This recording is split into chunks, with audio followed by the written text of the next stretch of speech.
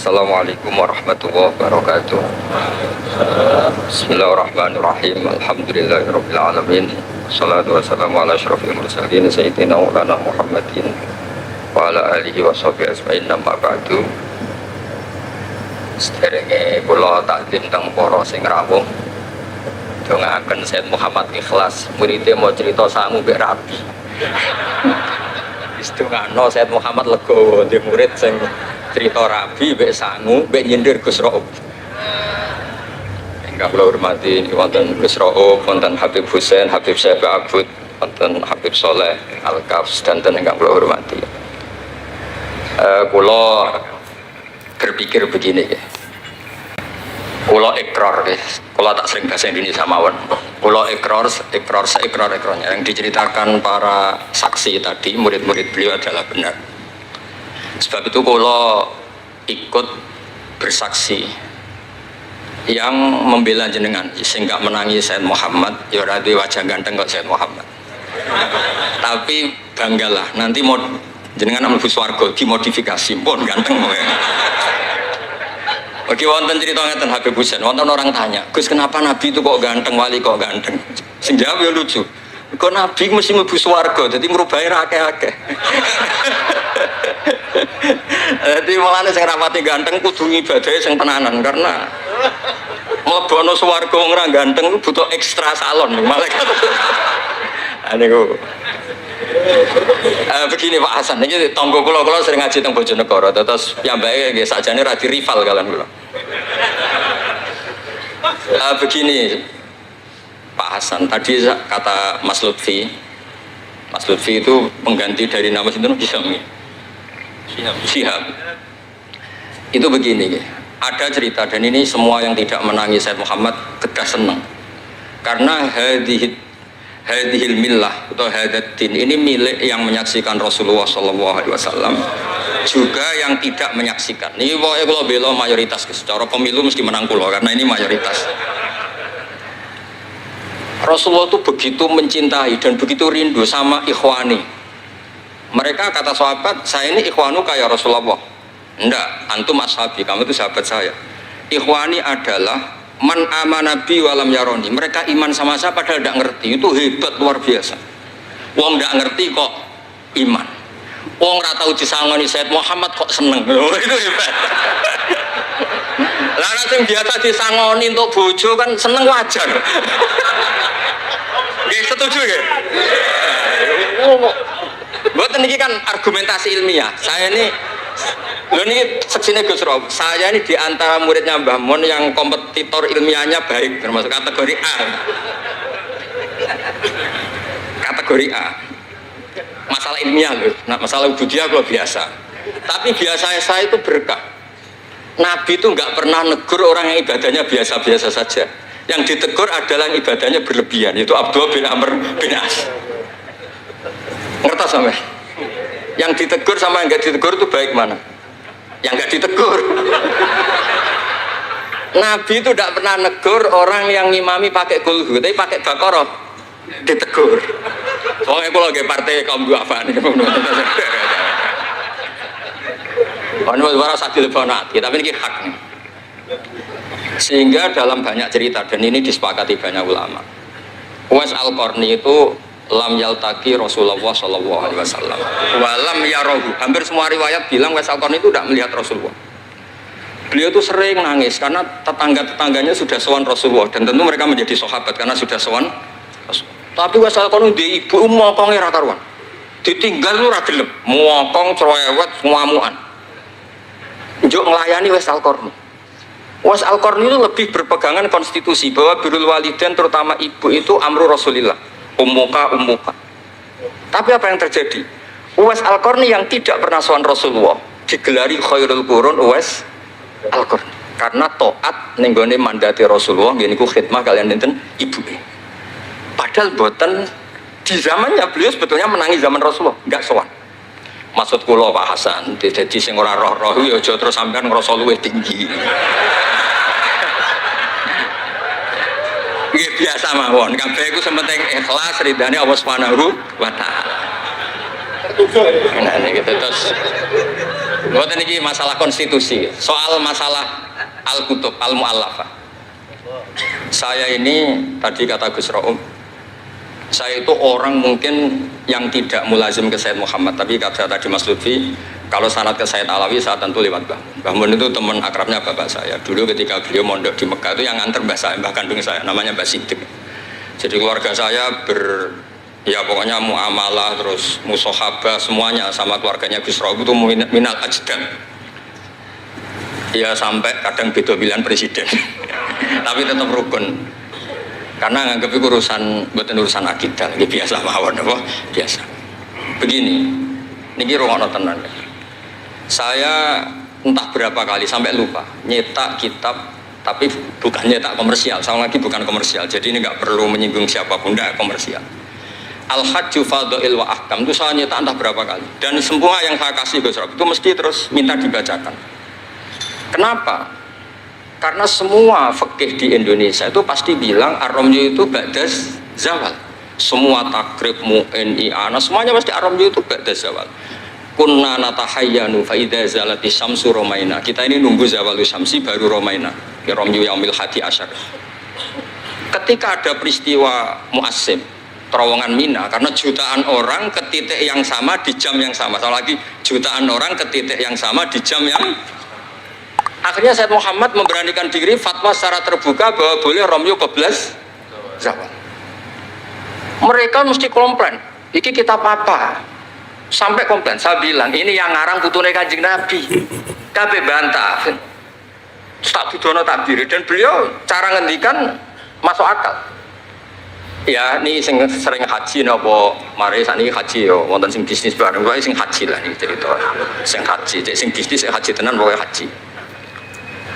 Sebetulnya dalam ramyu itu kan boleh nafar awal, berarti selesai tanggal 12 bisa nafar sani sampai tanggal 13. Terus kata Sayyid Muhammad, jika bisa iskotur ramyu yauma salisa asar bil kulliyah, bisa menggugurkan ramyu tanggal 13 bil kulliyah.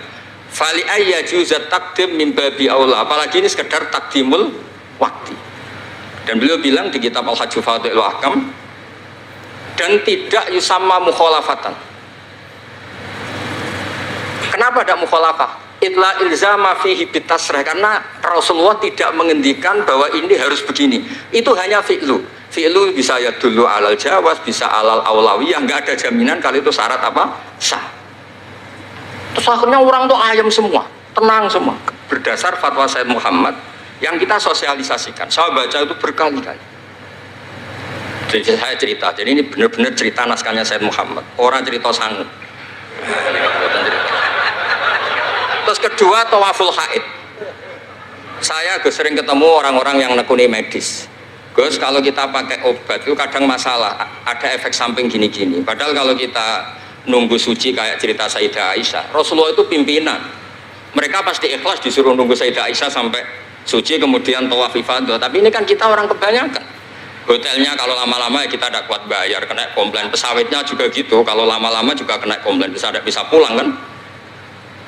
Dan itu kata Sayyid Muhammad sederhana ketika beliau menyarankan tawaful haid itu intikal madhab saja, atau tidak usah intikal.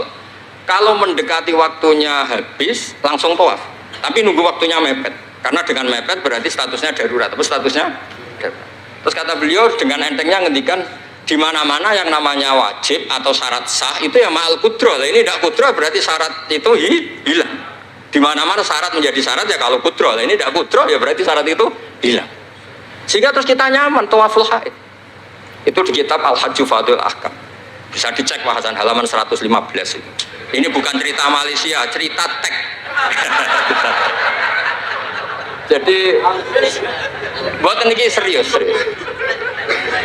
Karena tadi kan orang-orang bisa guyon cerita nikah, berarti Anda tukang nikah. Nah kalau sekarang guyon karena ilmu, berarti Anda mubarak betul. Cerita nikah iso guyu, cerita ilmu iso guyu, berarti waras sampean. Ternyata bisa senang dengan ilmu, bisa senang. Ya relax saja. Saya baca kitab beliau yang khataman, ini Gus Rauf saksinya. Saya baca Qawaid Asasiyah itu pasanan khatam tahun 39. Terus poso ini kemarin 45 ini saya juga khatam baca Qawaid Asasiyah. Dulu itu karangan Sayyid Alawi namanya Zubdatul Itqan. di era Said Muhammad disebut Al-Qawaid Al-Asasiyah fi Ulumil Quran. Saya ngajar di Sarang ya kitab itu di pondoknya Gus Sufur. Saya berkali-kali baca kitab itu di Kudus di pondok saya kemarin khatam. Terus kitab beliau yang saya senang sekali diantaranya tentu Mafahim Yajibu Antus Soha. Tadi Mas Lutfi cerita betapa repotnya Said Muhammad ngadepi Wahabi. Tapi di Indonesia saya sering cerita ke mereka, bahkan sebagian yang berfaham itu di kota banyak yang menjadi minna.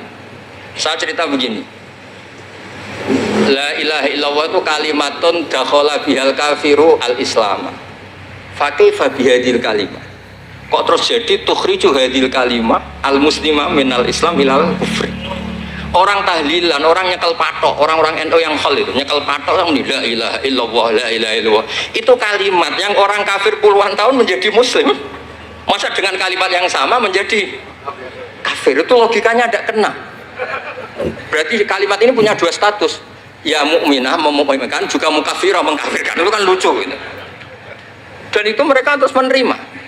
Kayaknya bener Gus Pak. Masa kalimat yang 70 orang misalnya kafir dalam waktu 70 tahun itu karena melafatkan satu kalimat itu saja, la ilaha illallah Muhammadur Rasulullah, langsung menjadi apa? Menjadi muslim atau mukmin. Masa dengan kalimat yang sama hanya karena sambil megang patok terus menjadi apa? Kalimat itu kalimat syahadatut tauhid. Makanya saya mohon para muhibbinnya Said Muhammad itu harus baca kitabnya. Saya ini bukan niat sombong. Saya baca kitab beliau yang saya takriri sampai khatam itu ya Al-Hajju Fadlul Ahkam. Saya sudah lapah berapa kali saya khatam, terutama di bab Tuaful Haid sama Amram Yukoblah Zawat. Terus Mafahim Yajibu Antus Soha, Qawaid Asasiyah, Mafhumut Tatawur wa Tajdid. Terus yang kitab-kitab paling modern terakhir karangan beliau itu Sirah Nabawiyah, yang syaratnya Alfiyatus Sirahnya Zain Al-Iraqi. Terakhir Mu'alafatus Said Muhammad. Dan saya yang sering juga sinau itu Manhajus Salaf fi Fahmin Nusus. Itu juga termasuk kitab yang sering saya pelajari. Sehingga belajar betul Mas Hasan, bukan main-main, belajar betul ya. Maksudnya kalau tidak bisa tak cari di kamus. Kalau nggak bisa semua bukan niat sombong.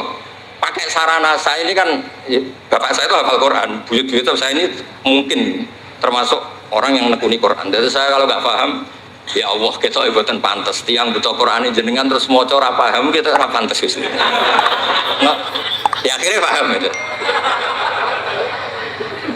Nah, dari sekian cerita yang difahami nufus, ini supaya sampean clear ya. Saya mohon semohon-mohonnya. Jika jenengan pilihannya berpakaian seperti ini oke. Yang berpakaian ala Rasulullah atau ala Arab terserahlah istilahnya, nggih monggo. Tapi yang berpakaian ala Jawa gini, saya masih ingat takbir itu di halaman 423 di Manhajus Salaf fi Fahmin Nusus. Itu beliau ngendikan gini. Wa kanat sunnatu Rasulillah sallallahu alaihi wasallam annahu yatamu ma yajiduhu fi ardi wa yalbasu ma yajidu wa yarkab ma yajidu mimma abahahu wa famanis ta'mala ma yajiduhu fi ardi fa huwa al-muttabi' lis-sunnah kama annahu hajjal baita min madinati faman hajjal baita min madinati nafsi fa huwa al-muttabi' lis-sunnah wa ilam tarkun hadil madinah tilka. Saman cek itu. Insya Allah lafadznya itu persis. Bukan karena saya pintar atau cerdas, memang saya tekuni.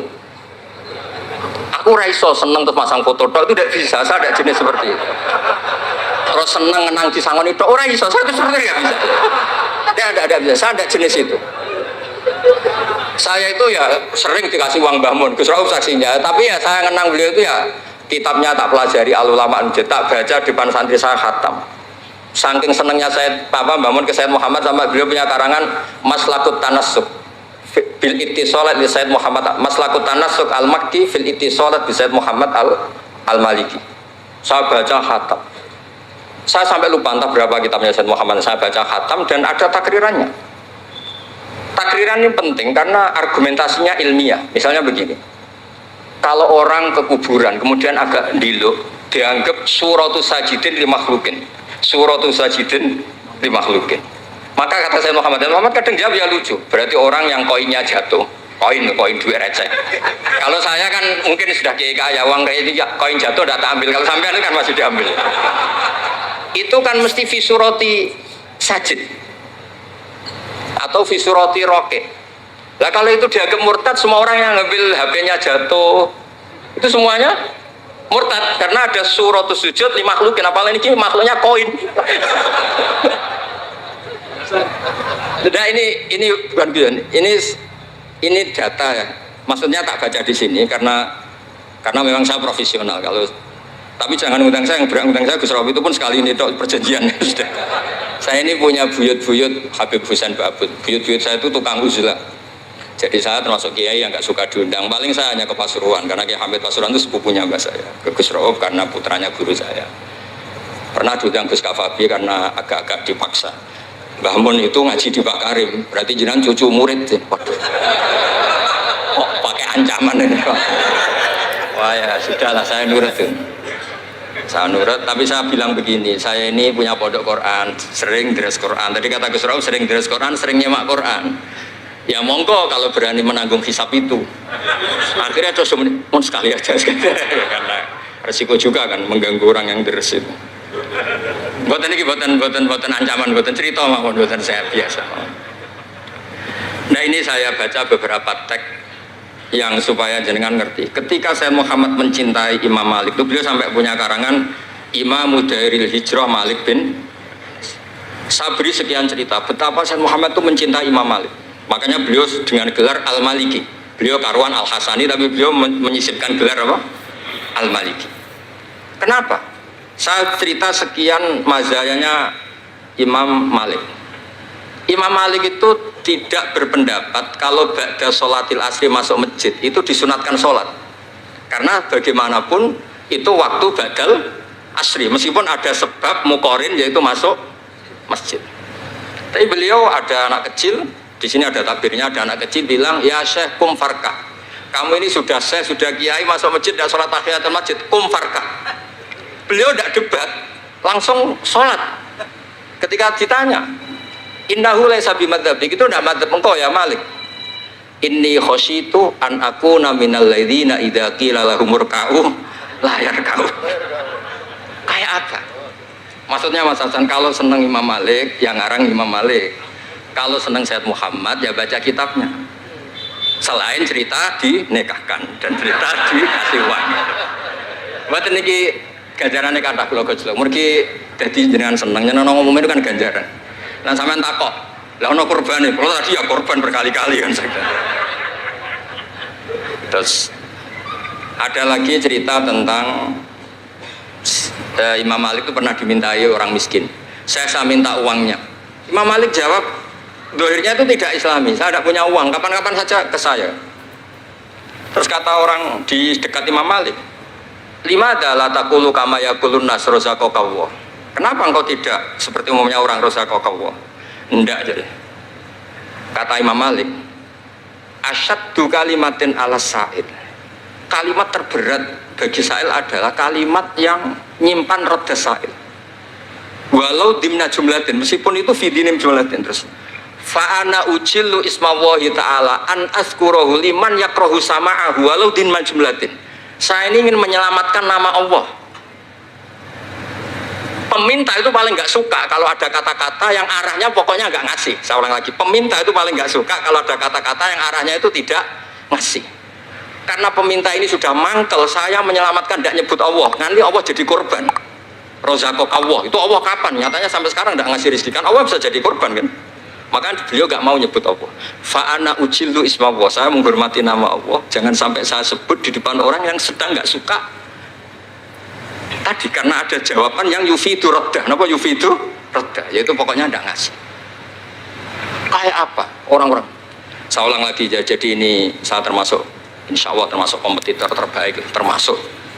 Bukan apa ya, karena menurut saya senang orang itu. Saya baca Ihya itu lupa khatam berapa kali, itu saya takriri pakai naskah Gus Rauf punya, saya naskah maknanya Mbah Zubair saya punya, ngaji Mbah Mun. Kalau nggak bisa masih pakai kitab Ithaf. Kalau naskahnya beda, saya cari naskah yang lain. Karena saya senang Ihya, Minhajul Abidin, pokoknya kitab-kitabnya Imam Ghazali. Saya senang kitabnya Mbah Mun, Mbah Zubair, semua. Bukan apa, takut saya senang ternyata saya yukhalifu madhab. Saya sebagai pembaca maksudnya ya. Korek itu kalau senang ternyata dia yukhalifu madhab karena ada baca. Contoh gampang begini, saya tuh sering ketemu orang-orang khusyuk yang tidak ngaji. Gus itu gimana orang-orang sholat pakai baju merah? Tak tunjukkan di Bukhari, babus sholat fi saubil ahmar. Ada yang protes lagi, gimana Gus itu kiai kok sholat kencing berdiri? Babul qauli qaiman inda subadati qaumin di Bukhari itu. Gus, kok ada hadisnya semua? Yang masalah itu tak kamu kata saya gitu. Lu sampai sholat, sampean kalau sholat kan mikir, ya mikir utang, mikir macam-macam. Itu Imam Bukhari punya bab. Babul ifkar, tafsirnya apa? Imam Bukhari pakai bab itu babul ifkar di sholat, bab mikir di sholat. Itu dalilnya lucu Bebusen. Kanjeng Nabi itu sholat terus salam ke susu. Ditanya kenapa ke susu? Saya ingat ada dinar di rumah yang belum saya bagi. Berarti ingatnya kan pas sholat. Itu sampai ya bedanya Nabi ilingnya barang apik sama nuran. Tapi kan podo lah dalam bab. Jadi kalau suwon kitab-kitab Sayyid Muhammad yang jadi makhrajan hasanan lihadil ummah itu harus kita bela mati-matian. Misalnya begini, Atakoh Somadiyah, mungkin di Jawa Timur disebut Atakoh Kubro yang baca kulhu beberapa kali, yang katanya bapaknya terus masuk surga itu. Itu kan kalau di kampung saya Gus, kalau ada baca gitu yang selain anaknya tak udah kamu udah usah serius ramlak di bapak. Oh anaknya tenang-tenang. Pernah ada orang ngundang saya, Gus, ngocok Atakoh Kubro Gus. Anaknya mau nggak mangkon, monggo pinara, saya pulang. Kenapa Gus pulang? Karena anaknya ramoco wong liya bukan moco sembrono ya. Sing ana ning hadis awaladin sholihin yatullah, ra ono au kiyayin sholihin yatullah ya. Langsung Gus jenengan ngawur iki dalil. Aku ora ngawur pancen aku wong alim, mesti roh tenan. Sing ana ning hadis awaladin sholeh ora au kiyayin soleh. Jadi anak itu penting, malah mau enggak makan atau berokokan. Monggo. Semenjak itu kalau orang udang sabib, enggak berani kalau enggak khusyuk ngocok. Takut saya pulang. Lah misalnya yang undang no nyangoni saya, sugih saya. Kan mboten ngefek no teror itu mboten ngefek. Jadi ini penting meskipun guyon, ilmu itu didudukkan. Sayyid Muhammad ngendikan hadis-hadis tentang jumlah kul huwallahu ahad semuanya itu dhaif. Saya pernah ngaji itu di Kudus cerita gini, alhamdulillah kok dhaif. Hadis tentang jumlah la ilaha illallah yang banyak alhamdulillah juga dhaif. Karena kalau itu syarat sahnya harus banyak, berarti begini, mangqala la ilaha illallah mi'ata marrah lagi dakhalal jannah. Berhubung enggak ada jumlah mi'ata marrah, satu pun sudah dakhalal jannah. Kul huwallahu ahad juga sama, di riwayat Bukhari jelas. Ada orang kalau imami baca kulhu ditanya, kenapa engkau baca kulhu? Li'annaha sifatur rahman, fa'ana uhibbu an aqra'a biha. Kata Nabi apa? Jibril datang, akhbir ya Muhammad, annallaha yuhibbu bihubbihi qul huwallahu ahad. Dan semua riwayat kadang hanya bilang hubbuka iyyaha adkhalakal jannah. Dan enggak ada riwayat hubbuka iyyaha wa qira'atuka alfa marra wa alfa marra lagi dakhalal. Kalau ada riwayat itu innalillahi wa inna ilaihi raji'un. Kita punya masalah besar karena kita nggak kuat baca lama-lama itu udah kuat.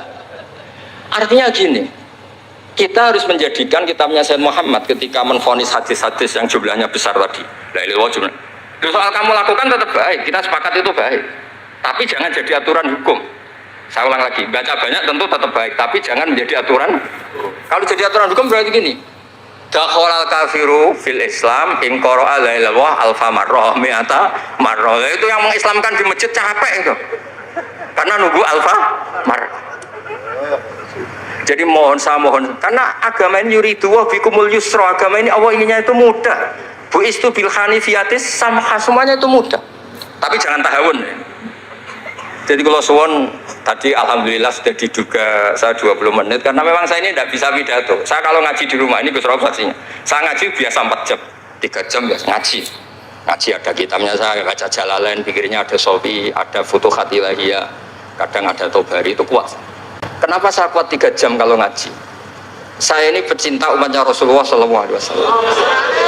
Umat itu tidak boleh hanya mendengar kata-kata seorang bahak, enggak boleh. Harus mendengar kaifa qala Tobari, wa kaifa qala Al-Baidawi, wa kaifa qala Syaifus Shawi, wa kaifa qala Imam Syafi'i.